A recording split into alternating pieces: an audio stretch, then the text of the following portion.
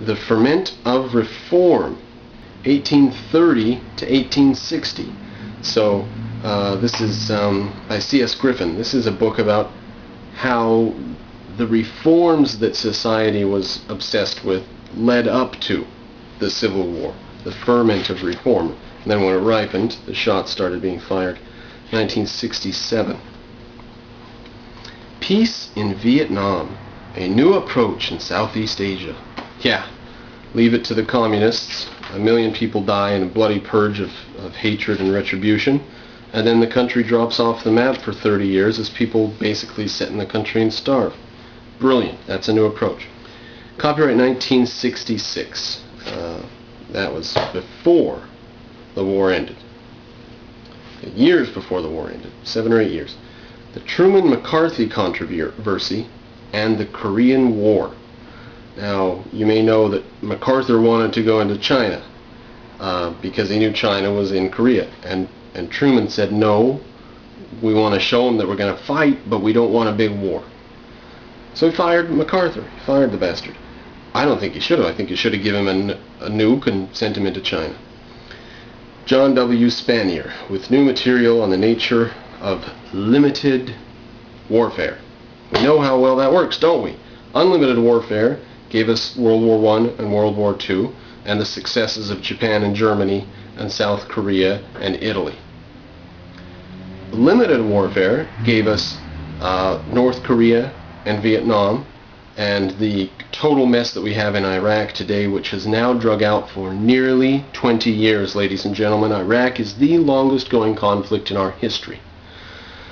I do not see how limited warfare is so valuable. If you don't like war, get it over with. Origins of the modern Japanese state.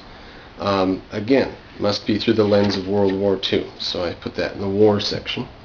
Otherwise, I'd have to have a section 2 books long on Japanese history. Intervention 1917, Why America Fought, Problems in American Civilization, by Warren I. Cohen. 1966. Bruce Catton, The Army of the Potomac, A Stillness at Appomattox. You know, the Civil War.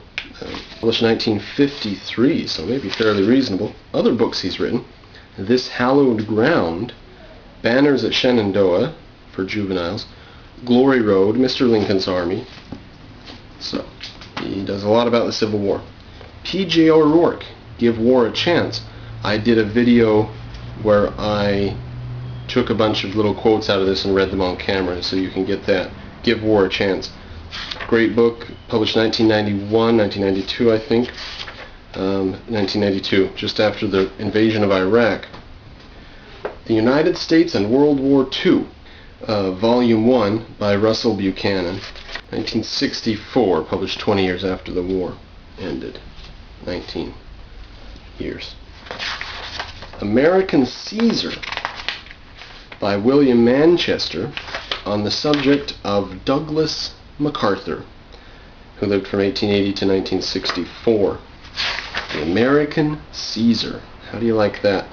It's published in 1978, and he's got a dedication here in the front. Go tell the Spartans, thou who passest by, that here, obedient to their laws, we lie. Simonides at Thermopylae. There we are. You may know the battle at Thermopylae is where the Spartans held off the Persians, but ultimately were massacred, but they gave enough time for the rest of the Greeks to get back to their cities, fortify them, and get ready for the battle and stuff. And it was the law that you can't turn your back towards the enemy. So the Spartans had to stay, even though everybody else was allowed to leave. And King Leonidas even stayed there and died with them. And later on, there was a mound put, and I've heard various versions of it. O stranger passing by, tell the Spartans that here, obedient to their laws, we lie. Pretty good stuff. All right, sends a chill up my spine. I love Greek history. There is my war history section. So next section will be philosophy. Okay, so section number 2 in my library, ladies and gentlemen, it's the philosophy section. Altogether we've got about 35 to 40 books here, maybe 45. We'll start off with two that are borrowed to me. Say's Law, an historical analysis by Thomas Sowell. Thomas Sowell's a black man who is absolutely wonderful to listen to. He's rational. I think he's a Christian. I'm almost sure he's a theist. So he's not perfect, but you should listen to his stuff. He's got tons of stuff on YouTube and Google. You should look him up if you haven't heard of him. Say's Law, that is Jean-Baptiste Say they're talking about. That one's borrowed to me, it's not mine. The Capitalist Manifesto, Historic, Economic, and Philosophic Case for Laissez-Faire Capitalism by Andrew Bernstein. Borrowed to me, unfortunately not mine. This one is mine, purchased for $1. Masterworks of Economics, Doubleday. This was published 1946. And it's got people I've never heard of, and then it's got, for example, Adam Smith, 150 pages of Adam Smith. It's got Malthus, Ricardo, Owen, Karl Marx, Henry George, Thorstein Veblen, and a few others. $1, right? The Philosophy of Thorstein Veblen, since we've just mentioned him, why not? Stanley Matthew Daugert. This has got the old style. Look at that. It's a discarded library book. Do you remember the days when they had library books like that? Clear back when I was in like elementary and middle school, they switched to these little computerized barcode tags. Over Thorstein Veblen, who I don't know a lot about. I think that he was still writing in the 1930s, or at least in the 20s, but I'm not sure. Copyright 1950. Ethical Theories, a book of readings. This is like a textbook for college or something. 1950, 1955, second edition. Listen to some of the material inside. Plato, Aristotle, Epicurus, Epictetus, St. Augustine, Thomas Hobbes, Joseph Butler, David Hume, Immanuel Kant, Jeremy Bentham, John Stuart Mill, Francis Bradley, Henry Sedgwick, G.E. Moore, H.A. Pritchard. Pretty powerful little title for $1. Immanuel Kant, Groundwork of the Metaphysics of Morals. So that's by Kant himself, translated and analyzed by H.J. Paton, P-A-T-O-N. Maybe it's Paton, because Paton I think has two T's. This was published 1953. Bureaucracy by Ludwig von Mises, published in copyright 1983. First published in 1944. Original copyright by Yale University Press. This is one of the books from Utah I've had in my collection for quite a while, as is this one, The Anti-Capitalist Mentality, also by von Mises, or von Mises, whichever. I've heard it both ways, both from reputable sources. Von Mises, von Mises.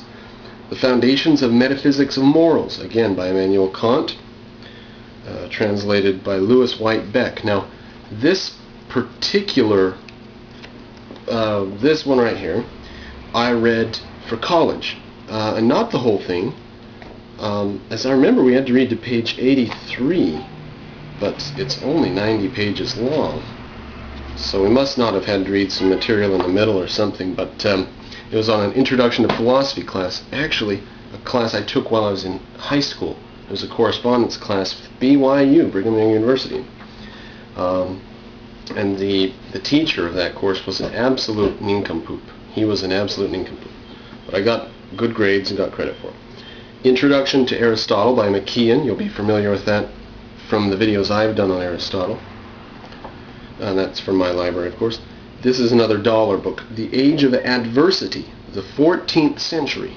I thought, I have to have that. And I don't, now that I've happened across it in this pile, I don't know why it's here. It should be with the European and Renaissance literature. Okay, next pile.